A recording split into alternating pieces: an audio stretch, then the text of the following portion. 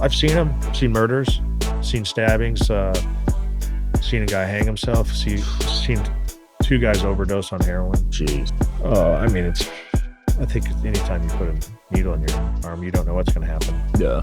But I think it was accidental. What was crazy is him and his bunkie both did a shot and they both died. Damn. Yeah.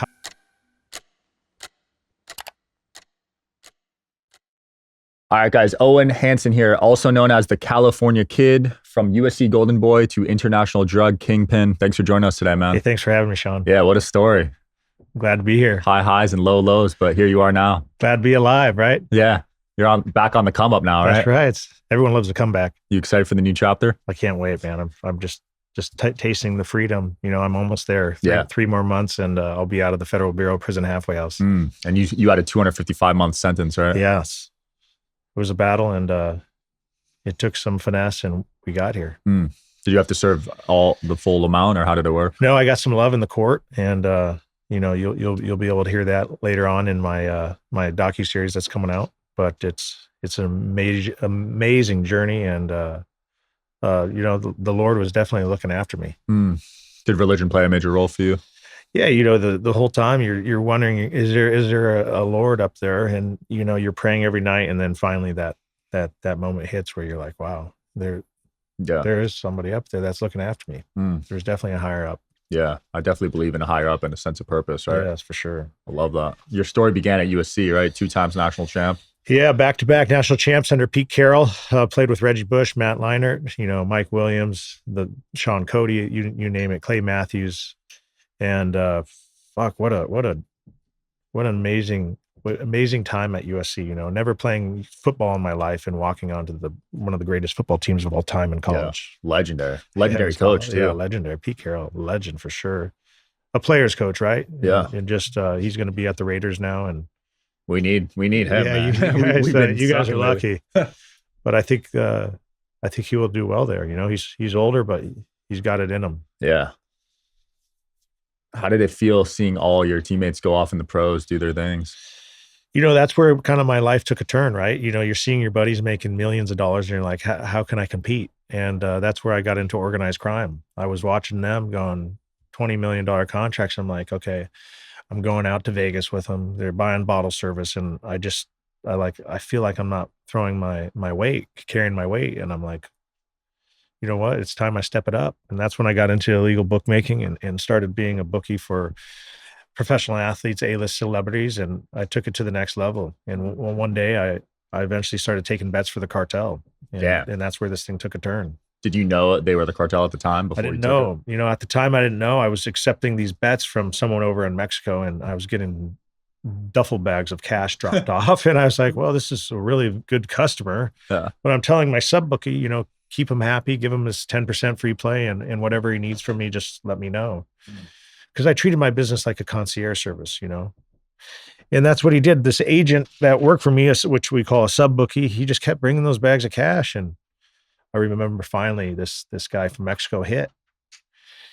And I called the agent. I said, hey man, you got to pick up this cash and pay him early. I want to pay him on Monday because no bookie in the business pays on Monday. I said, as soon as he gets there, 8 a.m., I want you to pay him. And that's what I did. I paid El Jefe back. He won like $250,000 on a parlay. And come Monday morning, he showed up with the duffel bag and paid this guy El Jefe. And that's what it took for him to reach out to me and he wanted to know who I was. You know, I was so prompt and in my business ethics were, you know, spot on. Yeah. So he gained your respect. Yeah, he loved it. He's like, man, I want to do business with this kid. You know, I was 24 years old at the time. And I said, fuck, the kid, this agent came and brought me an encrypted phone and he told me, hey, my uncle wants to speak to you. I'm like, your uncle? He goes, yeah, it's my uncle that's been gambling. I said, all right. Well, what does he want to speak to me about? He goes, I don't know. Here's this encrypted phone. And I remember looking at this thing and going, what the fuck am I going to do with this? Right? It had no microphone, no GPS, no camera on it. It's just like a BlackBerry that's used for emails only, offshore servers. I'm like, wow. So you can't even call or text? Yeah, nothing. It's just an email through a server that goes to his email and there's no communication with anybody else. Wow. Yeah. I didn't know phones could be made like that. It was high tech. Yeah. There's a company called Phantom Secure out of Canada. Damn. Yeah. And That's they were like impressive. $2,000 phones.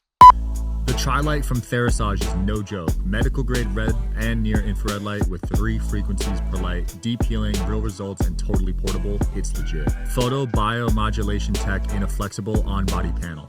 This is the Tri-Light from Therasage, and it's next level red light therapy. It's got 118 high-powered polychromatic lights, each delivering 3 healing frequencies, red and near infrared, from 580 to 980 nanometers. Optimal penetration, enhanced energy, skin rejuvenation, pain relief, better performance, quicker recovery, and so much more. Therasage has been leading the game for over 25 years, and this panel is FDA listed and USB powered. Ultra soft and flexible and ultra portable. On-body red light therapy I use daily, and I take it everywhere I travel.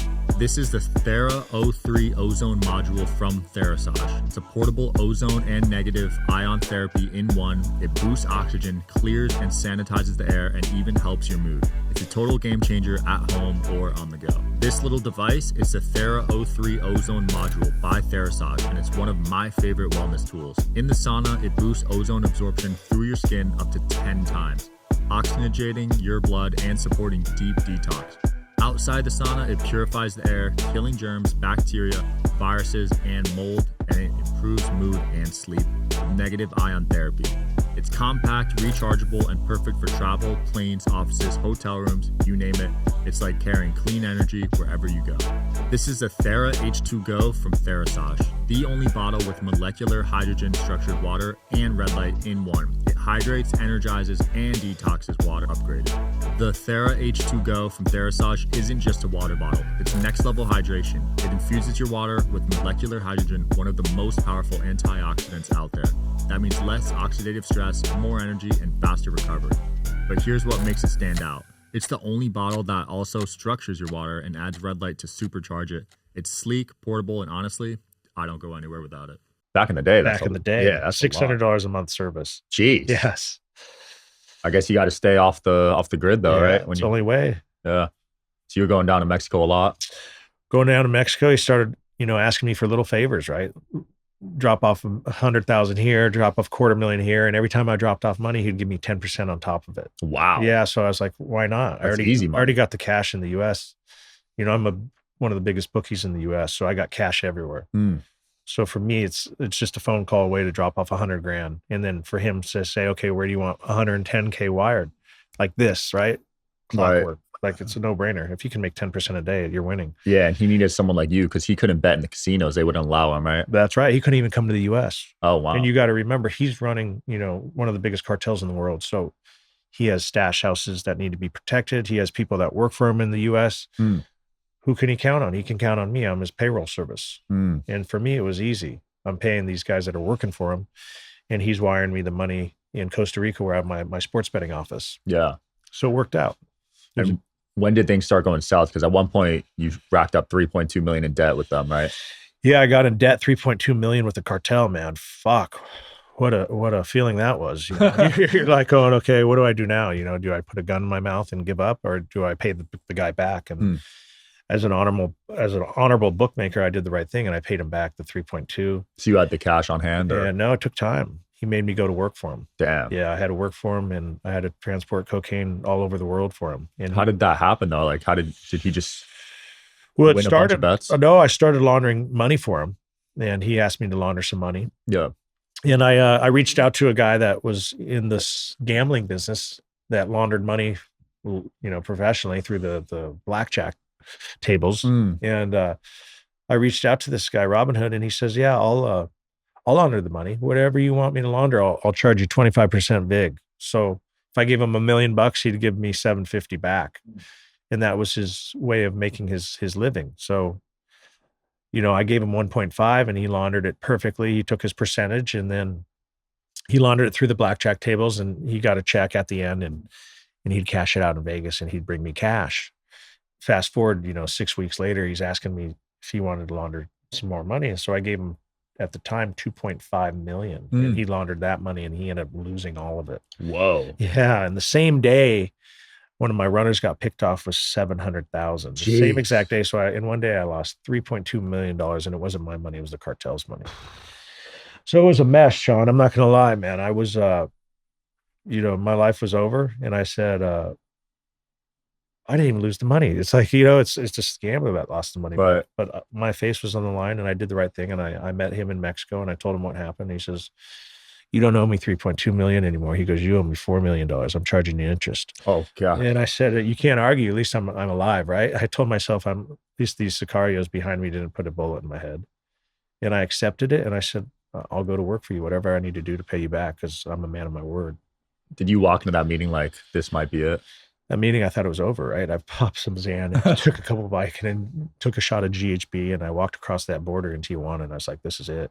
I'm going to be dead. Oh my gosh. Yeah, I don't think many people would survive that. Most people would just give up, right? Most people wouldn't show up, and and they then wouldn't show get up. picked off. They Right? get picked off and whacked. Damn. Yeah. So I showed my face and it paid off. I'm here today, right? Yeah. You think that runner that got caught was tipped off, or what do you think happened with that 700K?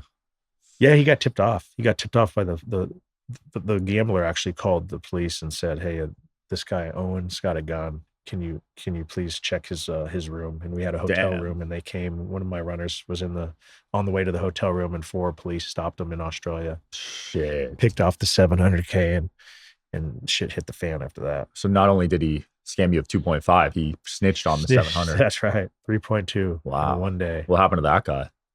Became an FBI informant. No way. Yeah. What? Yes, he became an FBI informant in order to save himself. He called the feds and said, I think this guy I just laundered all this money for is going to have me killed. He says, I laundered his money through the casinos. And he basically told on the operation how he was doing it. And they told him, okay, well, you're going to work for us and we're going to try to take him down. And it took 4 years to eventually take me down. Jeez. Yeah. So you were fighting that case for a while.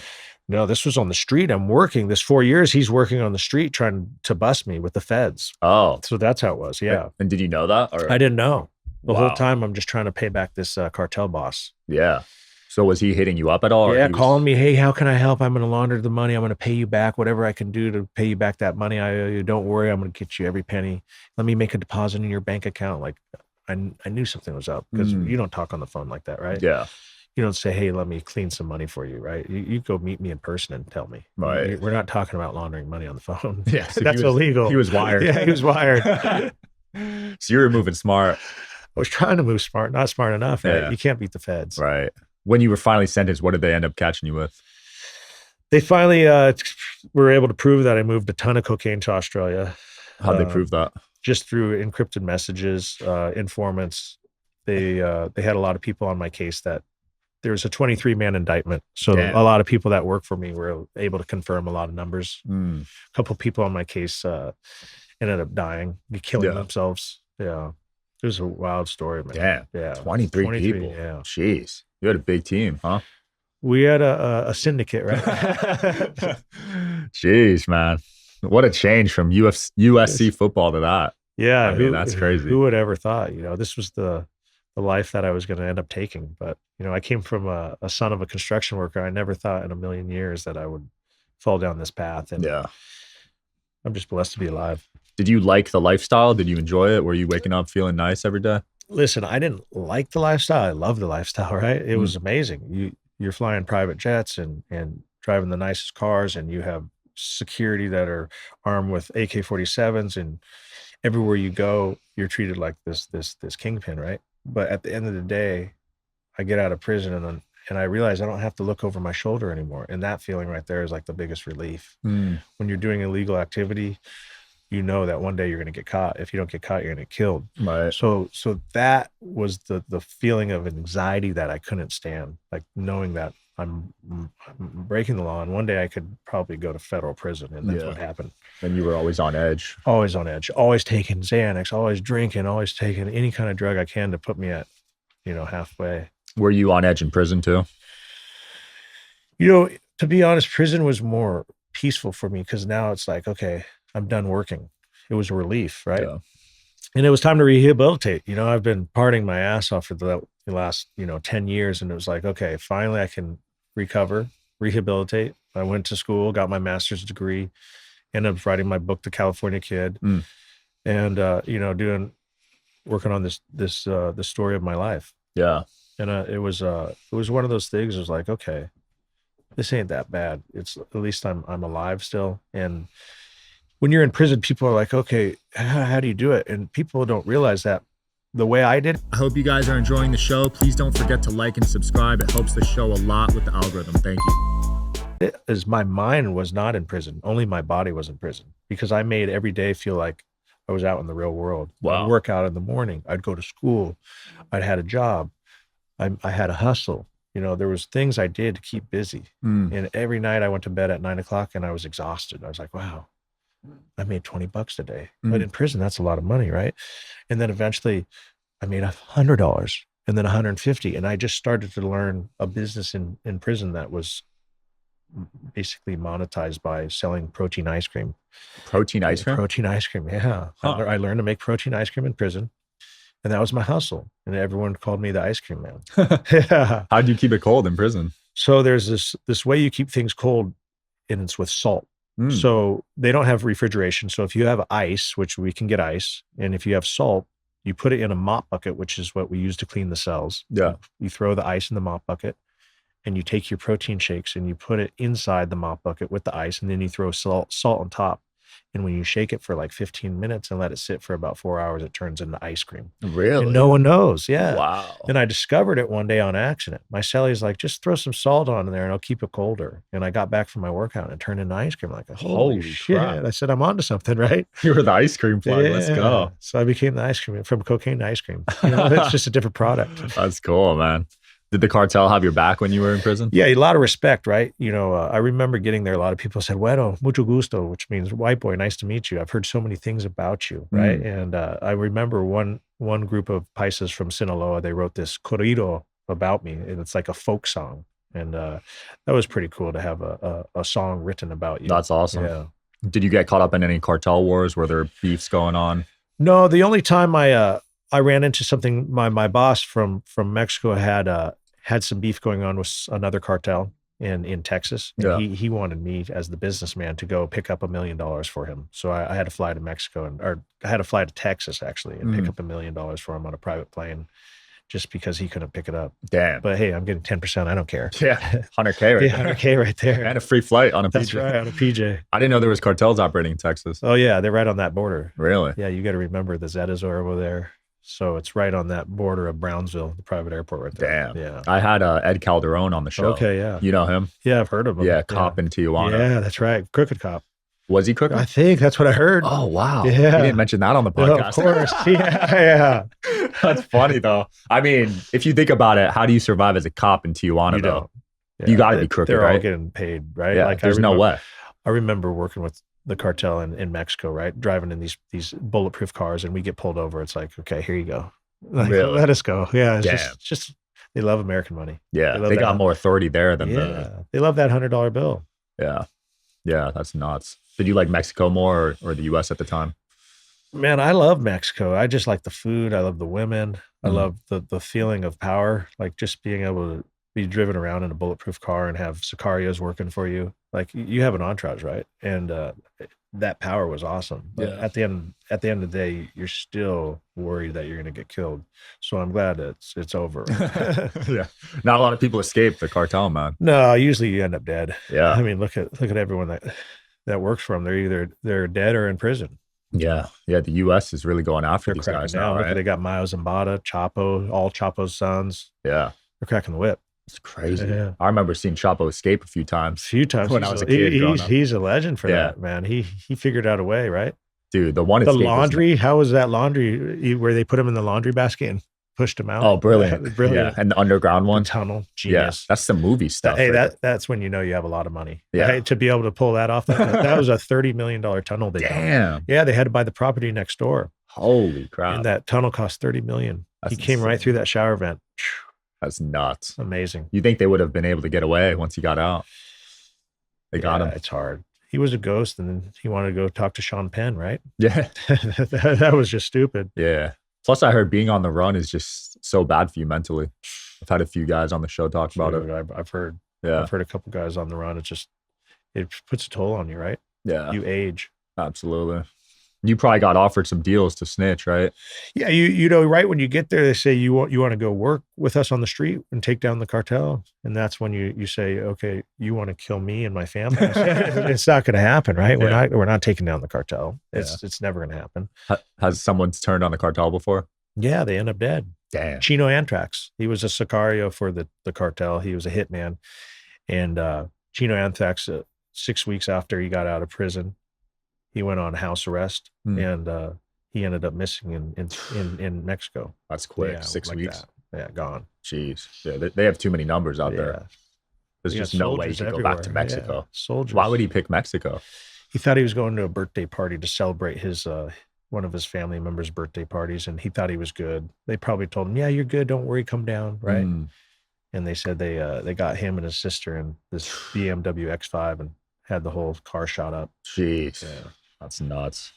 Now, throughout this process, you were addicted to gambling too, right? I wasn't addicted. I was a bookie. So I was on the other side, right? I had a lot of addicted friends, like my boy, Matt Boyer. He was addicted. But he was a big bookie. He was successful. So, you know, I wouldn't say I was addicted to gambling. I like that rush, though. I like the feel of having action. Yeah. And that's what I live for, action. Did you ever have someone just win nonstop when they were making bets with you? Yeah, I had some wise guys, man. Guys that we call sharps, right? Yeah. That you can't beat them. You got Matt Boyer was one of them. Matt Boyer was a sharp. Yeah. You know, he had his ups and downs, but I wouldn't. Eventually, I would say, man, I don't want your action, right? We're friends. Let's keep it friendly, right? But I had a guy from Connecticut, Dave, and this dude went 11 for 11 on college basketball. You know how hard that is. And I remember I called this guy. I said, man, I'm paying you your money, but don't ever play on my site again. Yeah, because if they win, what is it, 54%, they're considered a sharp. That's a sharp. Yeah, that's an edge. 54%, that's only that much. Yeah. But that's considered a wise guy, a sharp. Damn. But those are like super rare, right? 1%. Yeah. Yeah, they're very hard to find. There's a lot of copycats, but they're not beating the lines. So when you bet on sports, the lines move and the sharps bet the line, and then that line, whatever that spread is, will move after they bet it because they're that powerful. What's the biggest bet you took? I took a $250,000 bet during a Super Bowl game. Damn, all cash? That was all cash. Were you only cash? Cash and carry, man. Wow.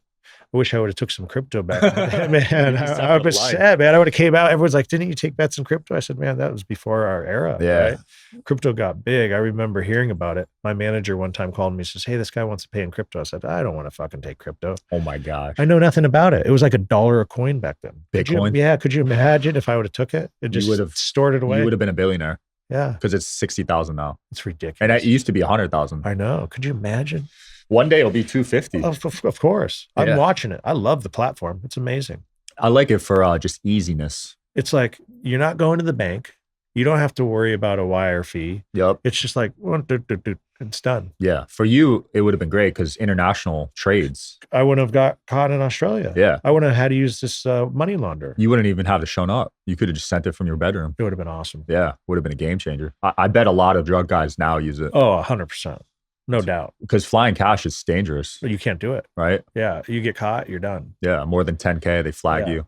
We used to have to send money in the mail. We'd put it in comic books. We did everything, man. We'd buy Euro notes. Yeah. We'd buy gold. We did it all, man. But yeah, it's a whole new world now, right? Yeah. How's the drug market these days? You think it's as big as it used to be? I think it's bigger. Really? Yeah. You know, I did a lot of research while I was incarcerated, and I read a lot of newspapers. It sounds like this fentanyl is taking over. Right. It's dangerous. Yeah. Why are they putting that in there? It's just an addiction, right? It's to get people hooked, so they keep buying it. But it's killing people.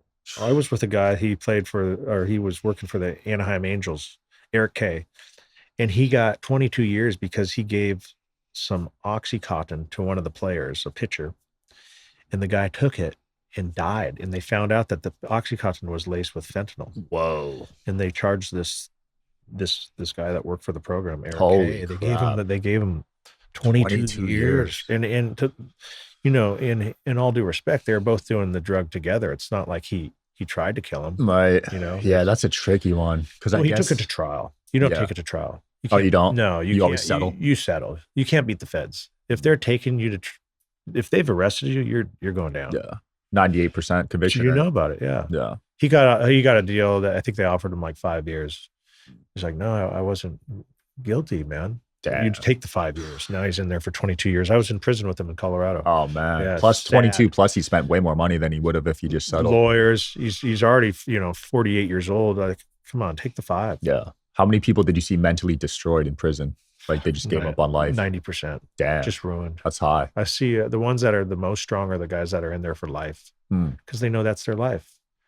They've accepted it. They've accepted it and they've moved on, and they know they're going to die in there. So they make it their everyday life. They're working out. They've got a job. They go to church. They treat it like they're out in the real world because that's how you have to. Yeah. But the guys that were getting like 40-year sentences, they were kind of... Some guys break, man. They just fall apart. They're eating soups every day. They're sleeping. They're not taking... they're doing drugs. Like there's a lot of drugs in prison. People don't realize how many drugs are in prison. Yeah. What was your mentality going into it? My mentality was the judge sent me to prison for a reason, right? And what are you supposed to do? You're supposed to rehabilitate. So I said, it's my time. It's my time to sober up. My life as a party is finally over. And I wanted to come out as stronger mentally and physically than I've ever been. And now I come out and I feel good. Every morning I wake up 4:30 and I'm ready to go. Damn. Yeah. I go to bed at 9 o'clock. I go to the gym, I work, and I'm here. I'm alive. Yeah. Did you have to spend some time in ISO? Yeah. I did. During COVID, we got locked down for literally a year. Jeez. Yeah. In ISO?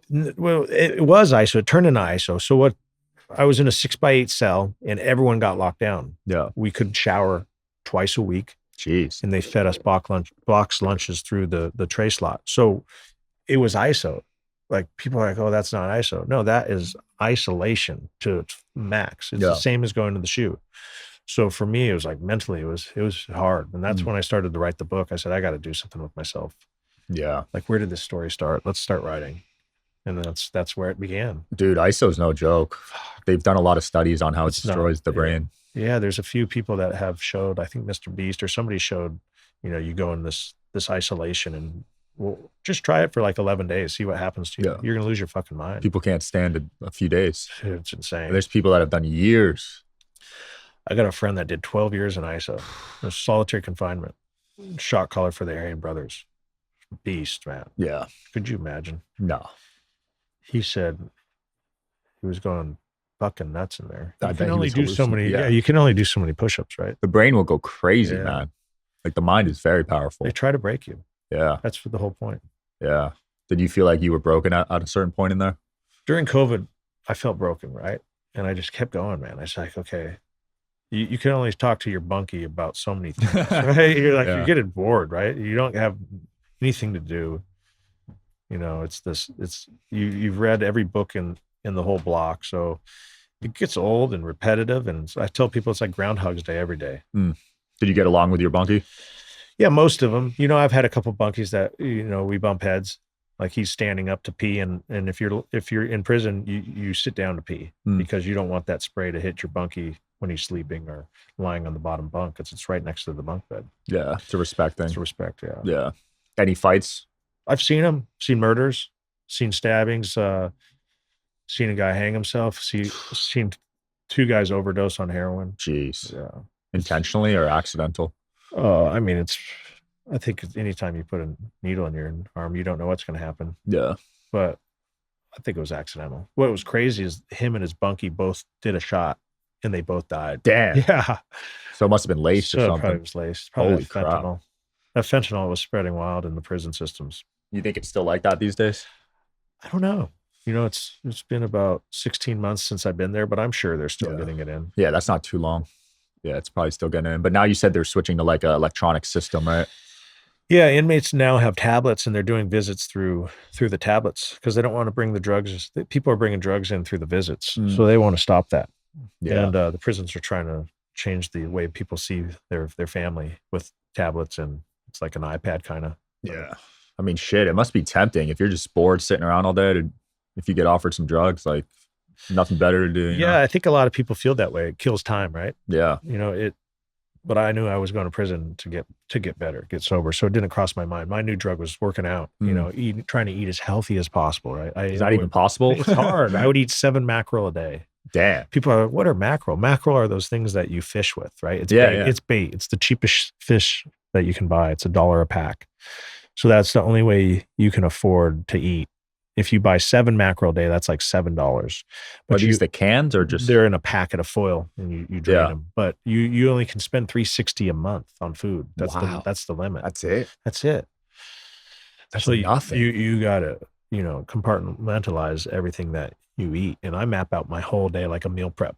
I have my oatmeal in the morning, a couple almonds, an apple, my mackerels, and I just go mackerel all day long. Why do they cap the spend on food?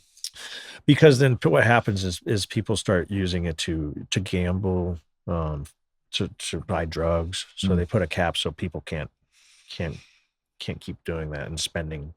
Like if you had $1,000 a month, then you could buy $1,000 in commissary and use that to buy drugs, because that's how people buy. That's the currency. Interesting. Is fish or stamps, like postage stamps. Yeah. Do you agree with that rule? The $360 a month? I mean, I know why they do it, right? They want prison to, you don't want to be comfortable in there. They want you to be uncomfortable. So I don't agree with it, but I mean, I see why they do it. Yeah. Yeah. From a mindset point of view, it makes sense, right? Yeah, absolutely. Yeah. Plus you were a bookie, so you can kind of see how people. Yeah. And there's gambling in there too, right? So if you want to gamble on something, guess what? You're gambling with your commissary. So that stops the gambling, right? You can only gamble so much. Yeah. Or are they playing like poker or chess? A lot of poker. Guys, some guys gamble for chess, but mostly poker. It's the sports. There's bookies gets the lines off the ESPN channel, and they put out a ticket. So you guys had access to watch that? Yeah, there's usually about 2 TVs per race. So the whites got 2 TVs, the blacks have 2 TVs, the Mexicans and the Paisas. So everything's segregated in prison, right? Prison politics, but there is a spot to watch sports always. Sports is always playing in prison, which is nice for me coming from being an athlete. Yeah, that's cool. You still watch sports these days? Not right now. Right now, I'm living in the halfway house. There's 200 inmates and 1 TV, so it makes it difficult to watch sports. Who gets to pick what's on? It's whoever gets there first. And that's probably not you. Definitely not me. Even though you're up at 4. Yeah, 4:30 they cut it closed. They open it up at 6, and by that time I'm out of there. Yeah, I'm at the office. You're at the gym, right? Yeah, at the gym or at the office, signing books. I love that. Yeah. You doing some personal training on the side? No, but a lot of people at the gym, like, hey, ask for tips. Everyone's supporting the comeback, so I'll get like 100 thrown at me and say, hey, here, buddy, here, I'll help you out. Yeah. Sometimes I'll train a guy and a couple days a week, and he's like, can I work out with you? I'll give you some money. I said, yeah, absolutely. So it's not my end result, but it's cool to help kill the time, right? Yeah. You still keeping up with USC football? No, I got to go to USC about 2 weeks ago on a pass, and I got to see a couple of my old teammates that are coaches now, Mike Williams. Wow. Yeah, that was cool. I got to see Matt Castle, Sean Cody, the old equipment manager, and it was cool to see those guys. Yeah. They're very supportive for the comeback, and they want to see me do well. I didn't know Matt Castle was coaching out there. No, he's not. They the equipment manager, Tito, he put him on FaceTime. He's like, look who I have here. And it was Matt Castle. He's like, oh, no. He goes, yeah. My dad was a huge Notre Dame fan. Oh, so yeah. We got a rivalry going. That's great. Yeah. Those games were legendary. Remember the Bush push? Bush. That might have been before I started watching. So Matt Liner got pushed in by Reggie Bush to score this touchdown. It was the biggest controversy in college football. Damn. And after that push, they have a new rule that you can't push the guy into the end zone. Really? Yeah. Because of that? The Bush push. Yeah, wow. It's famous. Yeah, USC was, man, back in the day. They're still good now. Yeah, but not like before. The Pete Carroll era is where we were the top of our game. Yeah, he was a beast, man. What's your favorite sport to watch right now? Right now, I like watching basketball. Yes. I want to go watch LeBron play. I haven't got to see LeBron play. The whole time I was in prison, I was like, I got to get to the Staples Center. Now it's the Crypto, right? Yeah. The Crypto Arena. I'm like, I got to see him play. Like that's he's only got another year, maybe. That's what I'm saying. So I got to try to get there one of these playoff games. Yeah. See if the halfway house will allow it. Yeah. As long as you're back by 9, right? Back by 9. But I think these games start at like 5:30, right? Yeah. So I think you might be able to catch one, but they're pricey. I got to have a sponsor, right? Yeah. Yeah. You got to start a pod one day? Yeah, one day I think so. I think with your connections, I mean, I cater to so many celebrities. I want to call it the ice cream shop. The reason being is because my new thing is I make protein ice cream. And I started this company called California Ice Protein. Oh, you're still doing it? I'm still doing it. Sick. So when I got out, all my friends are like, man, what do you want to do? I said, I want to tell the story about how I made this in prison. And this is my comeback story. I want to, from putting bad things on the streets to now healthy treats, right? Like that's like my motto. No, that's a great name, especially since you did it in prison too. Yeah, it's just so fitting. It's a good hustle. And people are like looking at it like, wow, he went from selling cocaine and making $1 million a day and now to selling ice cream and making like $1 off each ice cream. Like, who cares, right? It's just the mentality. I'm a hustler. I'm going to figure out a way to get to that $1 billion valuation. You could do it, man. I just saw a video yesterday. This guy made sour strip gummy candies. Oh yeah, he sold it to Therasage, I think. Yeah, 100 million. 100 million in like 3 years or something. 3 years. I want 4 years. I want $500 million. Exactly. I'm going big. Yeah, as long as you got the eyeballs, you can figure out ways to monetize. Yeah, I'm creative. I'm gonna figure it out. And there's an audience for your crowd with these prison stories so, right? and Dave's Killer Bread, right? That's a prime example. Yeah, I eat that shit. I love it. I didn't know his story though. Oh, prison, 15 years. Really? Yeah, that's you got to support a comeback, it's a healthy brand, right? It's awesome. I think they sold for 200 million, but damn, they make $1 million in bread every day. Holy! It's valued at $2 billion. Damn. Yeah, I do see them everywhere. They're at Whole Foods. It's a brilliant idea because the bread here sucks. Yeah, I thought my idea was great because there's not much protein ice cream out there, and I haven't seen any. I put it on a stick, so it's like you're eating an ice cream bar, and it's my idea is to put it in every gym and nutrition store, so you just grab and go. It's like a protein shake on a stick. Dude, I mean, people love ice cream. They love ice cream. I think that would do well. Yeah. And you got our mutual friend Bruce to help you out. Bruce is helping. Bruce is a legend. No pun intended. That's a good team, man. What else is next for you, man? Where can people find you? Dude, just the California Kid getting the book out there. You know, the rumor is they're doing a docuseries on me, so I'm hoping that goes well if that does happen. And you know, California Ice Protein, that's the comeback story. It's a story of resilience. Awesome. We'll link it all below. We'll link the book below, guys. Check it out. And I'll see you next time.